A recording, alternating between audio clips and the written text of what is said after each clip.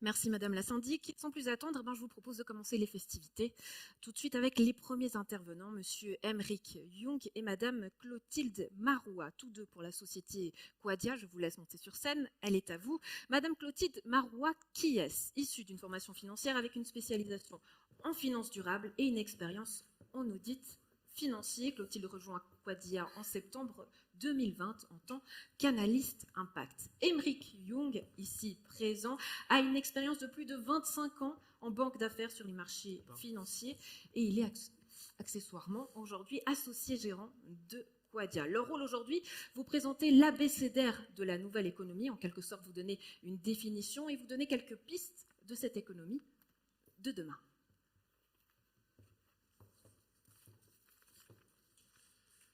Merci beaucoup pour cette introduction. Merci à vous tous de me permettre de vous parler ce soir de la nouvelle économie dans le cadre de la remise des prix et des récompenses.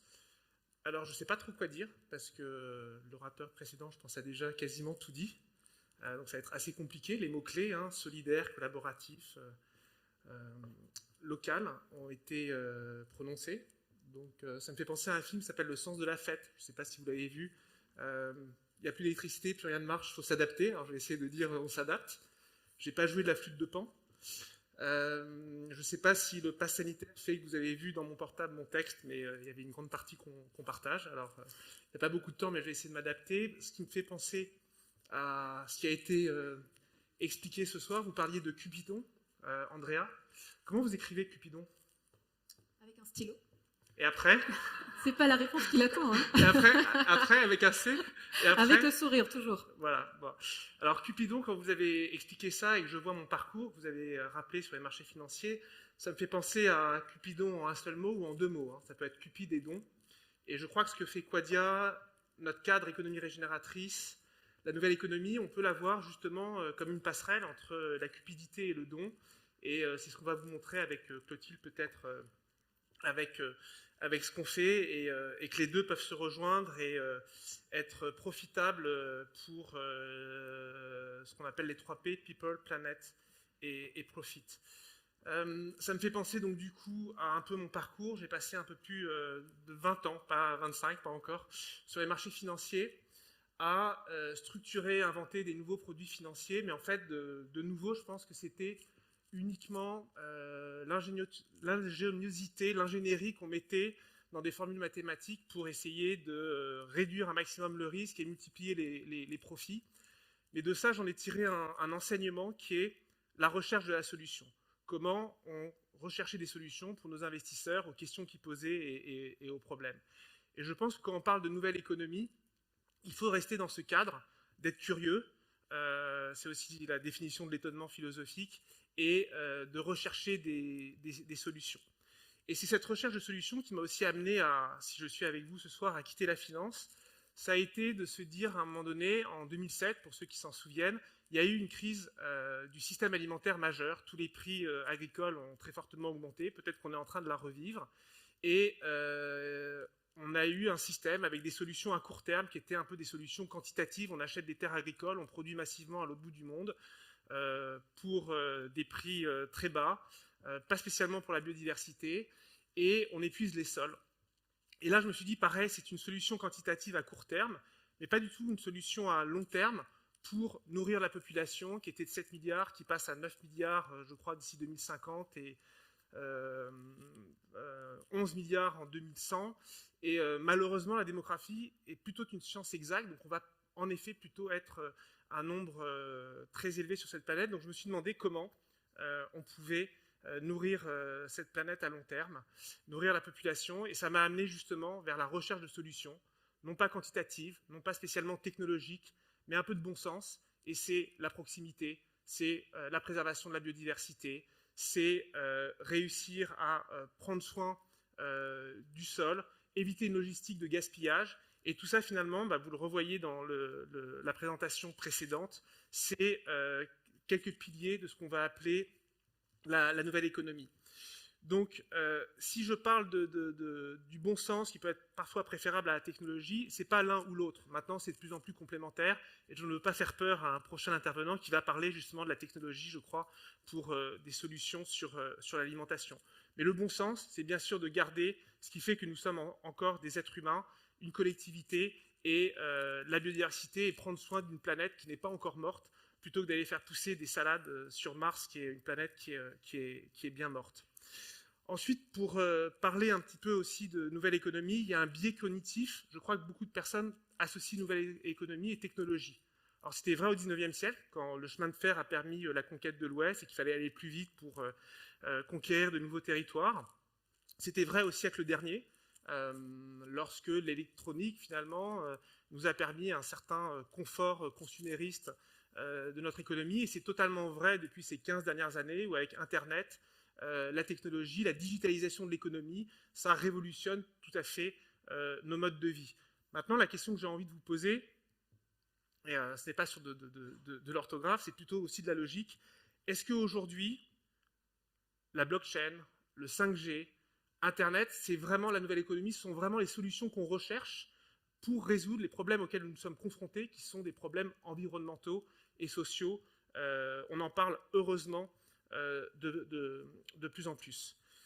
Moi, je crois qu'au contraire, la nouvelle économie, c'est celle qui va apporter, qui se développe, qui est pour l'instant encore assez minoritaire, mais qui nous permet d'apporter des solutions à notre quotidien, de faire en fait ce qui fait que la vie vaut la peine d'être vécue. C'est un discours déjà en 1968 de Robert Kennedy qui disait que le GDP ou le PNB mesure tout sauf ce qui fait que la vie vaut la peine d'être vécue. Et je pense que c'est justement de savoir vivre humainement en collectivité en prenant soin de la planète, de la faune et de la flore.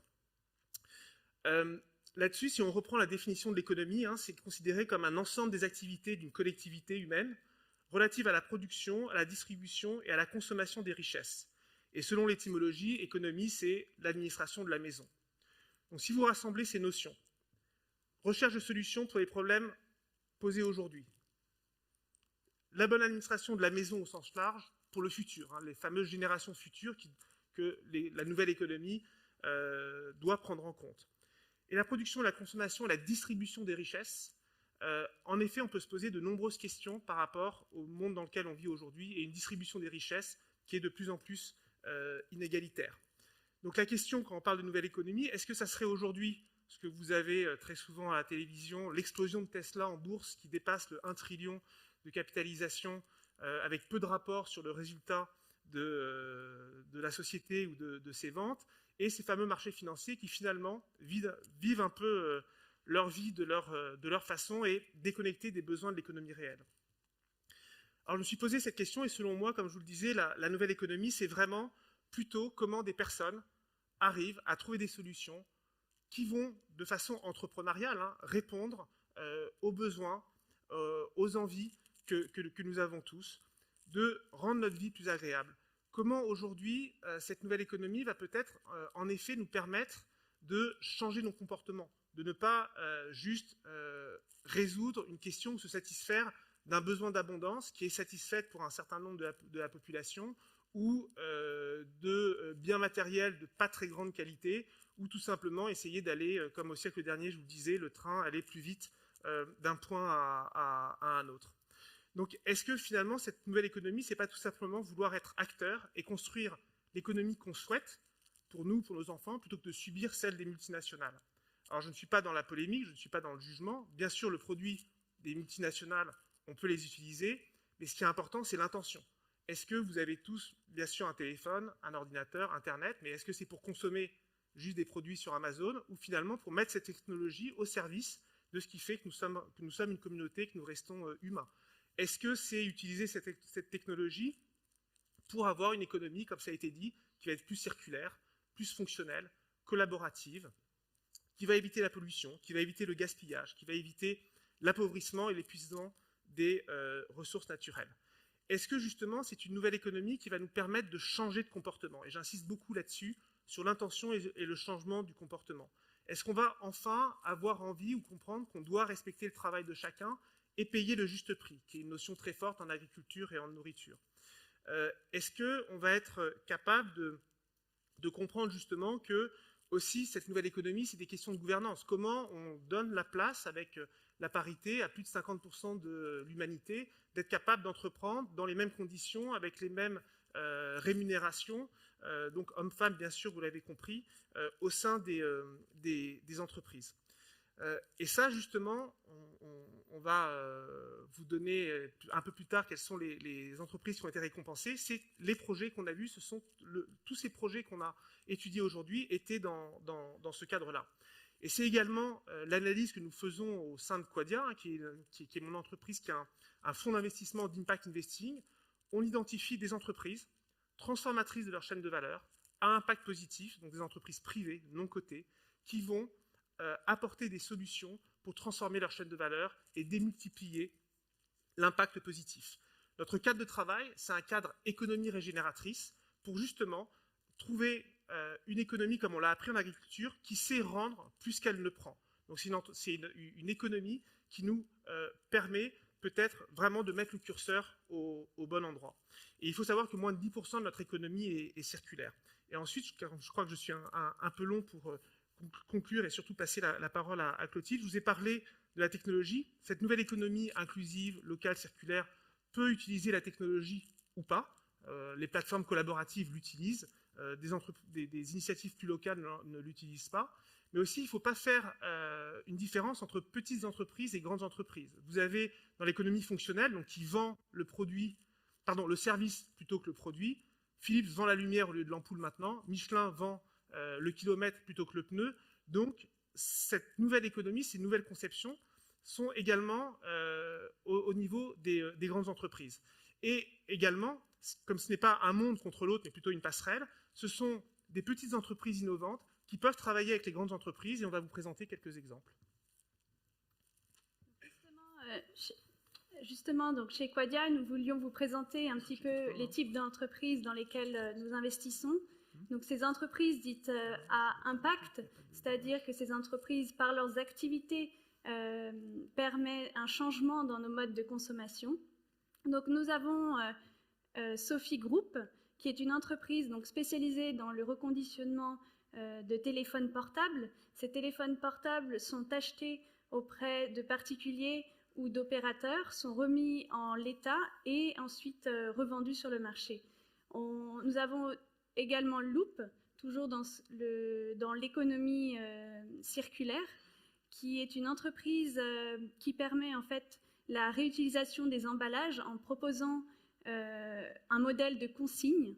Et donc, elle travaille avec de grandes marques comme Danone, Nestlé, vous avez Mars aussi, et elle implémente son business model au sein de Carrefour en France, de Walmart aux États-Unis, pour justement aller vers plus de circulaire et donc éviter les déchets et les emballages jetables. Toujours dans ce domaine de secteur économie circulaire, il y a Patatam, qui est une entreprise spécialisée dans le rachat de vêtements de seconde main.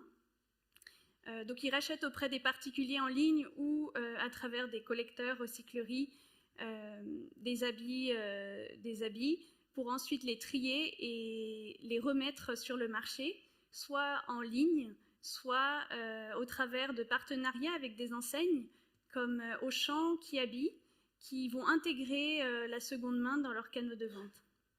Au niveau du secteur de l'alimentation durable, nous investissons dans Nous Anti-Gaspi, qui est un réseau français de magasins alimentaires anti-gaspi. Et donc, cette entreprise vend des produits qui sont exclus des circuits de distribution traditionnels à cause de défauts visuels, d'emballage, mais également des produits qui sont à date de péremption ou des surplus de production, des produits, enfin voilà, il y a diverses raisons pour lesquelles ils ne se trouvent pas dans ces circuits de distribution. Et donc, ils travaillent avec des agriculteurs locaux, des grossistes, mais également des petites entreprises et des entreprises, enfin des gros industriels.